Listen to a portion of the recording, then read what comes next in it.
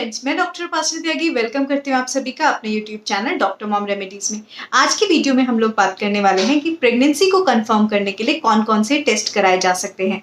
तो अगर वीडियो आपको अच्छी लगे तो लाइक कीजिएगा, औरों के साथ शेयर कीजिएगा। कोई क्वेरी हो आप कमेंट कर सकते हैं। चैनल को सब्सक्राइब कर लीजिए, नोटिफिकेशन बेल आइकन ऑन कर दीजिए कि आने वाली सभी वीडियोज़ की नोटिफिकेशन मिले। और अगर आप चाहें तो मुझे इंस्टाग्राम पर भी फॉलो कर सकते हैं। तो चलिए वीडियो को स्टार्ट करते हैं।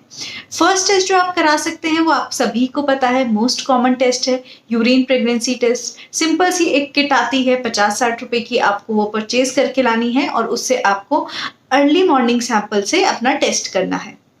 बहुत इजी टेस्ट होता है, आपको यूरिन सैंपल डालना होता है सुबह वाला और वो आपका टेस्ट का रिजल्ट आ जाता है। ये जो टेस्ट है आपको पीरियड मिस होने के बाद ही करना होता है। उससे पहले करते हैं तो कभी कभी पॉजिटिव आ भी सकता है, इस मतलब सही रिजल्ट आ भी सकता है, और कभी कभी प्रेगनेंसी होते हुए भी नेगेटिव आ सकता है। तो इसलिए एडवाइस होता है कि ये टेस्ट आपको करना है बेसिकली अपने पीरियड्स मिस होने के बाद। अब ये जो टेस्ट है ये बीटा HCG हार्मोन के लेवल को चेक करता है। बीटा HCG हार्मोन मतलब जो आपका हार्मोन रिलीज हो रहा है उसका कितना लेवल आपके यूरिन के अंदर है उसको चेक करता है। इसी तरह से एक और टेस्ट है जो ब्लड टेस्ट है और वो ब्लड में बीटा HCG के हार्मोन के लेवल को चेक करता है। इस टेस्ट में आपको ब्लड सैंपल देना होता है और उसके बाद आपकी जो रिपोर्ट है वो आती है। अब ये जो टेस्ट है इसके लिए आपको पीरियड मिस होने की वेट करने की ज़रूरत नहीं है। क्यों? क्योंकि कुछ फीमेल्स ऐसी होती हैं जो सिम्टम्स क्योंकि उनकी बॉडी शो कर रही होती है तो वो एट टाइम्स वेट नहीं कर पाती हैं, या अगर प्रेगनेंसी बहुत दिनों बाद ठहरी होती है या इनफैक्ट ज़्यादा टाइम भी नहीं लगा है बट प्रेगनेंसी ठहर गई है तो एक एक्साइटमेंट लेवल होता है और आप वेट नहीं कर पाती हैं। तो इसको आप पीरियड मिस होने से पहले भी इस टेस्ट को कर सकती हैं और उसमें आपको सिंपल सा एक ब्लड टेस्ट होता है तो वो लेवल आपको दिखाना होता है। इसमें जब आप उसको बहुत अर्ली स्टेज में कराती हैं तो आपको 2 टेस्ट कराने पड़ सकते हैं, मतलब आपको आज एक टेस्ट कराना होगा और 48 आवर्स के बाद एक टेस्ट कराना होगा। अगर उसमें बीटा HCG हार्मोन का लेवल 5 से कम है तो इट मीन्स कि वो नेगेटिव है, और 25 और उससे ऊपर वाले जो लेवल्स होते हैं 25 के ऊपर वाले वो सभी लेवल्स पॉजिटिव प्रेगनेंसी टेस्ट हैं।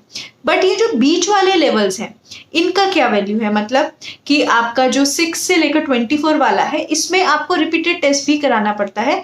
उसमें क्या होता है कि आज जो वैल्यू आई है उसके बाद 48 आवर्स के बाद दोबारा एक टेस्ट किया जाएगा, ब्लड टेस्ट, और उसमें ये जो वैल्यू जो भी आज आई है वो डबल हो जानी चाहिए 48 आवर्स में। तो बेसिकली जब इनिशियल टाइम में प्रेगनेंसी बहुत अर्ली स्टेज में होती है तो उस टाइम पे आपके पीरियड भी अगर मिस नहीं हुए और आपने बीटा HCG हार्मोन का टेस्ट कराया है, ब्लड टेस्ट, तो आपको 2 टेस्ट कराने पड़ सकते हैं, एक आज और एक 48 आवर्स के बाद। और जैसे जैसे प्रेगनेंसी एडवांस होती है तो लेवल इतना हाई हो जाता है कि वो एक ही टेस्ट में अच्छे से डिटेक्ट हो जाता है। तो नेक्स्ट जो टेस्ट है वो है बेसिकली आपका अल्ट्रासाउंड। हम सबको पता है कि एब्डोमिनल अल्ट्रासाउंड कराना पड़ता है। एब्डोमिनल अल्ट्रासाउंड मतलब पेट के ऊपर से प्रोब लगा के अल्ट्रासाउंड किया जाता है, उससे आपकी प्रेगनेंसी इजीली कंफर्म हो जाती है। बट कई बार ऐसा होता है कि जो प्रेगनेंसी है बहुत अर्ली स्टेज में होती है तो उसमें भी कंफर्म नहीं होती है, तो उसके लिए आपको ट्रांसवजाइनल स्कैन कराना पड़ता है जिसको TVS भी बोला जाता है। उसमें वजाइना के थ्रू एक प्रोब, एक पतला सा आप ये मान लीजिए जैसा प्रोब होता है वो डाला जाता है, और उसको डालने के बाद वो बेसिकली किस पे वर्क कर रहा होता है कि वो साउंड वेव्स रिलीज करता है, और वो जो साउंड वेव्स हैं वो अंदर जाके इको प्रोड्यूस करती हैं। ये बहुत साइंटिफिक है बट वो अंदर जाकर बेसिकली इमेज प्रोड्यूस करती हैं जो भी अंदर चीजें हैं उसकी। लेकिन इसमें जो प्रोब है वो आपके वजाइना के थ्रू डाला जाता है, वजाइना के अंदर डाला जाता है। ये पेनफुल नहीं होता है, इसमें भी लुब्रिकेशन किया जाता है, जैसे जेली उसमें लगाई जाती है इसमें भी लुब्रिकेशन किया जाता है, तो इसमें भी आपको एज सच पेन नहीं होता है। बट हाँ, क्योंकि ये एक वजाइनल स्कैन है तो आपके लिए थोड़ा अनकंफर्टेबल, या कई बार लोग वजाइना के थ्रू स्कैन कराने में कंफर्टेबल नहीं होते हैं तो वो हो सकता है। लेकिन एब्डोमिनल स्कैन में जब प्रेगनेंसी डिटेक्ट होती है उससे बहुत पहले ही TVS में प्रेगनेंसी डिटेक्ट हो सकती है। कई बार ऐसा हो सकता है कि आपने एब्डोमिनल स्कैन कराया बट क्योंकि प्रेगनेंसी बहुत अर्ली स्टेज में थी तो उसमें डिटेक्ट नहीं हुई, पर TVS में वो इजीली डिटेक्ट हो जाती है। और कई बार जो प्रेगनेंसीज मोलर प्रेगनेंसीज होती हैं या फिर एक्टोपिक प्रेगनेंसी होती है, मतलब जो एबनॉर्मल प्रेगनेंसीज होती हैं वो भी उसमें जल्दी डिटेक्ट हो जाती हैं जो अपनी लोकेशन पे ना होकर कहीं और होती हैं। तो अगर हम बात करें नॉर्मल रूटीन टेस्ट की जो प्रेगनेंसी के लिए है, पीरियड मिस होने के बाद अगर आप टेस्ट कराना है तो आपको यूरिन प्रेगनेंसी टेस्ट आप कर सकते हैं, और उसके थोड़े टाइम बाद 10-15 दिन बाद आप अल्ट्रासाउंड करा सकते हैं, या फिर आप तब भी करा सकते हैं, बट ज़रूरी नहीं है कि उसमें प्रेगनेंसी दिखाई देगी, क्योंकि कई बार प्रेगनेंसी बहुत छोटी होती है तो इतनी जल्दी नहीं दिखाई देती है।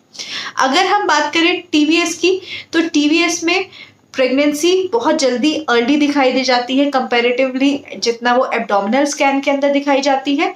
और दूसरा, अगर हम बीटा एचसीजी की बात करें तो बीटा एचसीजी जब ब्लड टेस्ट करा जाता है तो उसमें पीरियड मिस होने से पहले ही आप प्रेगनेंसी को कंफर्म कर सकते हैं। तो इस वीडियो में हमने क्लियरली एक बात के बारे में जान लिया है कि अगर आपसे रुका नहीं जा रहा है तो आपको ट्रांसवजाइनल स्कैन कराना है और आपको ब्लड टेस्ट कराना है बीटा एचसीजी का। और अगर आप शांति से पीरियड मिस होने का वेट करने के बाद प्रेगनेंसी कंफर्म करना चाहते हैं तो आपको अपना यूरिन प्रेगनेंसी टेस्ट करना है और एब्डोमिनल अल्ट्रासाउंड कराना है। सो आई होप अब जो डाउट्स आ रहे थे वो क्लियर हो गए होंगे कि कब क्या टेस्ट करा सकते हैं, किस किस से प्रेगनेंसी कंफर्म कर सकते हैं, और अगर रोका नहीं जा रहा है तो क्या कर सकते हैं। और वीडियो अच्छी लगी हो तो लाइक कीजिएगा, औरों के साथ शेयर कीजिएगा, और मेरी रिक्वेस्ट है आपसे प्लीज सब्सक्राइब करके जाइएगा, और अगर कोई क्वेरी हो आप कमेंट कर सकते हैं। So thank you so much.